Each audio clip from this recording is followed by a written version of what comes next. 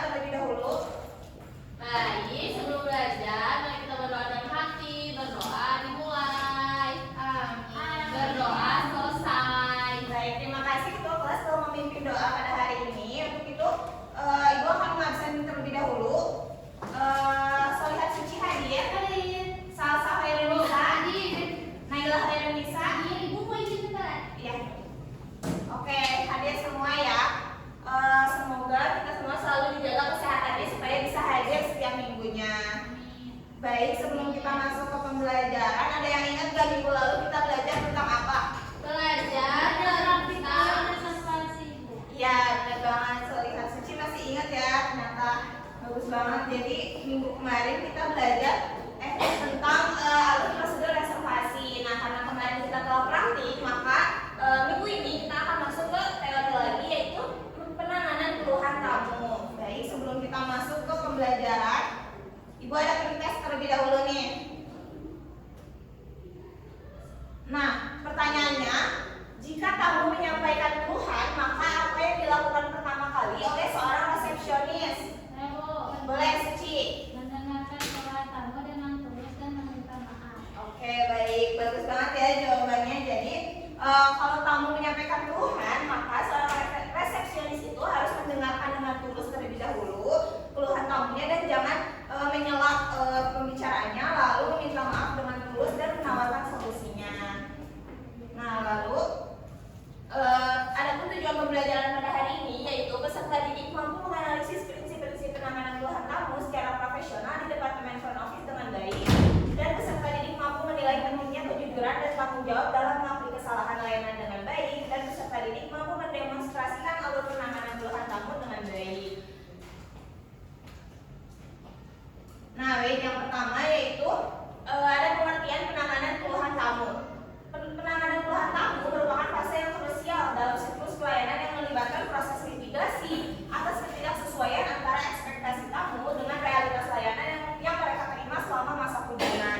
Nah, prosedur ini mencakup penerapan teknik komunikasi aktif dan resolusi konflik sesuai standar operasional prosedur atau SOP yang bertujuan untuk memulihkan kepercayaan tamu melalui validasi, analisis akar masalah, dan penyediaan solusi kompensasi yang proporsional.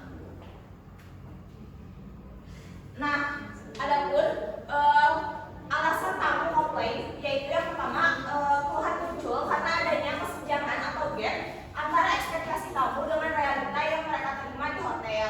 Nah, ini tuh contohnya, misalnya tamunya tuh berekspektasi bahwa kamar yang mereka dapatkan itu sempurna gitu, fasilitasnya nyaman dan lain-lain. Ternyata pelayanan yang mereka dapatkan adalah misalnya AC-nya rusak atau TV-nya rusak. Nah, peluang dalam keluhan itu yaitu tamu yang komplain memberikan hotel kesempatan kedua untuk memperbaiki layanan dan mencegah tamu tersebut untuk menceritakan pengalaman buruk ke orang lain.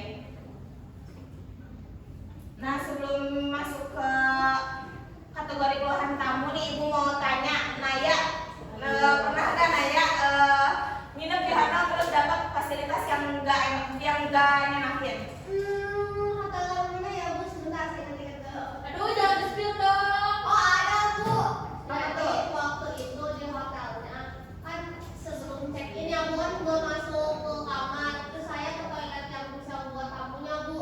Terus sama ada air, Bu. Nggak ada air. Kan di Indonesia, Bu, bukan di luar negeri. Jadi oke lah, Bu, saya mau bidet gitu kan. Ya.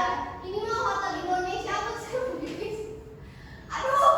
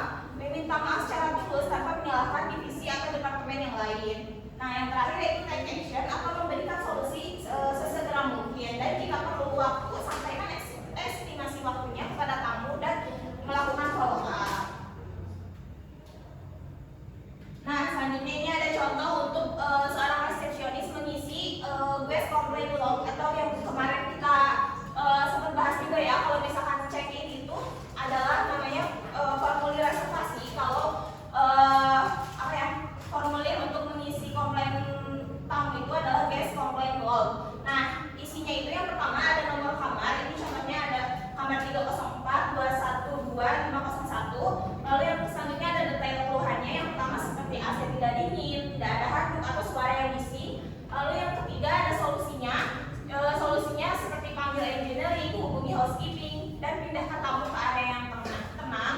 Lalu ini ada status akhirnya, ada solved dan pending. Nah ini tuh kalau solved itu sudah terselesaikan dan pending itu yang belum terselesaikan dan harus diselesaikan sesegera mungkin. Baik, pemateriannya telah selesai. Mungkin di sini teman-teman ada yang mau nanya dulu nggak? Atau udah cukup? Cukup. Oke, kalau udah cukup kita masuk ke proses. Nah, di sini ada pertanyaannya. Yang pertama yaitu metode apa yang dapat dilakukan untuk menangani keluhan tamu dan apa saja komponennya? Siapa mau jawab? Hoe. Ayo hoe. Oke, siapa yang mau jawab? Aduh, ibu susah. Bu mikir dulu. Tadi udah dijelasin. Aku. Boleh, Neta. Metode yang bisa digunakan adalah hear, terus empati, apologize, Ya. take Action. action. Oke, bagus. Selamat ya, Neta, jawabannya udah bagus banget. Berarti Neta mendengarkan tadi apa yang Ibu sampaikan. Nah, selanjutnya sebelum menutup pembelajaran pada hari ini, siapa yang mau menyimpulkan materi yang kita pelajari pada hari ini? Apa deh Bu? Boleh. Baca ya Bu. Boleh.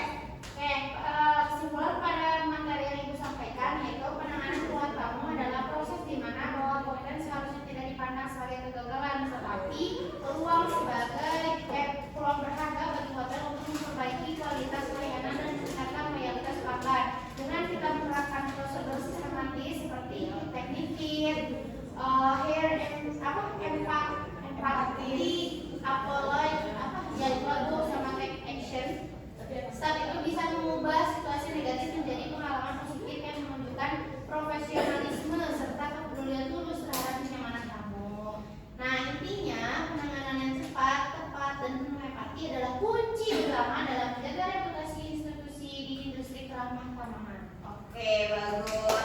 Makasih ya Salsa udah menyimpulkan pembelajaran kita pada hari ini. Jadi benar banget ya, bisa dibaca bahwa penanganan keluhan tamu itu adalah proses yang dimana bahwa komplain seharusnya tidak dipandang sebagai sebuah kegagalan, melainkan sebagai peluang berharga bagi hotel untuk memperbaiki kualitas layanan dan meningkatkan loyalitas pelanggan. Nah, dengan menerapkan prosedur yang sistematis seperti metode HIT tadi, hear, empati, apologize, dan take action, staf dapat mengubah situasi negatif menjadi pengalaman yang positif yang menunjukkan